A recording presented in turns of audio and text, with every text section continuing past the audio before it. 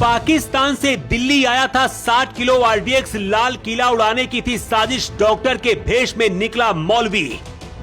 दिल्ली धमाके का ऑर्डर देने वाली महिला आतंकी को फोर्स ने घेरा, सबसे बड़ा खुलासा सुनकर मोदी भी चौंके। कौन है बुर्के वाली महिला? डॉक्टर शाहीन। मोदी के पास पहुंची सीक्रेट रिपोर्ट, मोदी का ऑर्डर मिलते ही एक्शन शुरू। भारत की खुफिया एजेंसियों को भनक लग गई थी, दुनिया के इतिहास में शायद ऐसा पहली बार हुआ है। दिल्ली धमाके में जो प्लान आतंकियों ने बनाया था, उसका खुलासा होने के बाद सिर्फ भारत नहीं बल्कि अमेरिका, इजराइल जैसे देश भी चौकन्ने हो गए। लाल किले के पास जो धमाका हुआ उसमें 10 लोगों की मौत हुई, लेकिन तैयारी ऐसी थी जिसमें यह आंकड़ा 10,000 भी हो सकता था। और इस पूरे ऑपरेशन को पूरा करने के लिए बुर्का गैंग तैयार कर रही थी ये महिला। एनआईए ने जो रिपोर्ट सौंपी है उसे देखकर गृह मंत्री अमित शाह की नींद उड़ गई है और मोदी ने भी देखते ही आदेश दे दिया है कि बेगुनाहों की मौत का बदला लिए बिना अब शांति नहीं मिलेगी।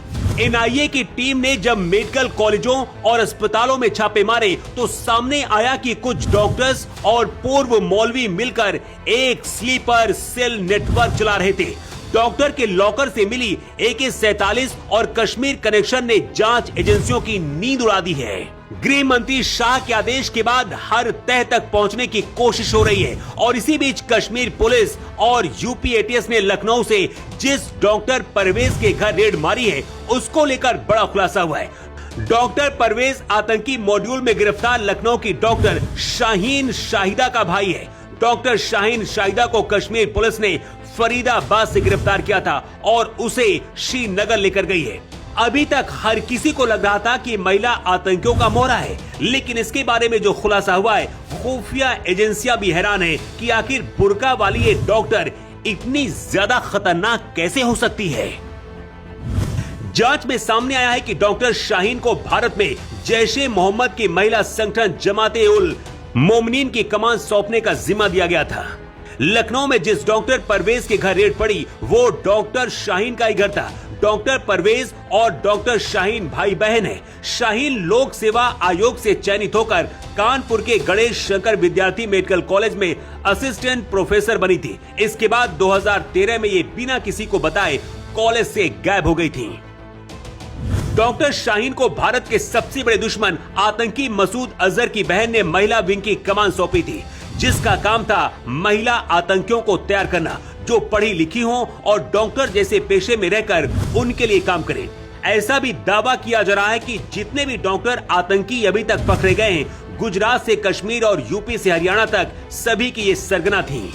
अनंतनाग में डॉक्टर के लॉकर से AK-47 मिलने के बाद जम्मू कश्मीर के सभी अस्पतालों और मेडिकल कॉलेजों को सुरक्षा संबंधी सर्कुलर जारी किया गया है। जांच में सामने आया है कि मौलवी इरफान, जो पहले GMC श्रीनगर में पैरा मेडिकल स्टाफ और इमाम था, उसने ही मेडिकल छात्रों को कट्टरपंथी बनाने में अहम भूमिका निभाई। सभी के जैश-ए-मोहम्मद से रिश्ते बताए जा रहे। इन्हीं तीनों ने मिलकर फरीदाबाद दिल्ली मॉड्यूल की नींव रखी थी। पुलवामा आतंकी हमले में आतंकियों ने 60 किलो RDX का इस्तेमाल किया था और तब भी दिल्ली धमाके की तरह कार का इस्तेमाल आतंकियों ने किया था, जिसमें 40 जवान शहीद हुए थे। इस बार 360 किलो अमोनियम नाइट्रेट आतंकियों के पास से पकड़ा गया है। ये इतना ज्यादा है कि पूरा लाल किला इससे तबाह हो सकता है और शायद आतंकियों की ऐसी कोई बड़ी प्लानिंग थी या फिर उससे भी बड़ा कुछ करने की तैयारी थी। भारत के लोगों को अपने देश की खुफिया एजेंसियों पर गर्व करना चाहिए कि इतने बड़े आतंकी मॉड्यूल की प्लानिंग को खत्म कर दिया और जो बचे हैं उनका भी अंत होना पक्का है।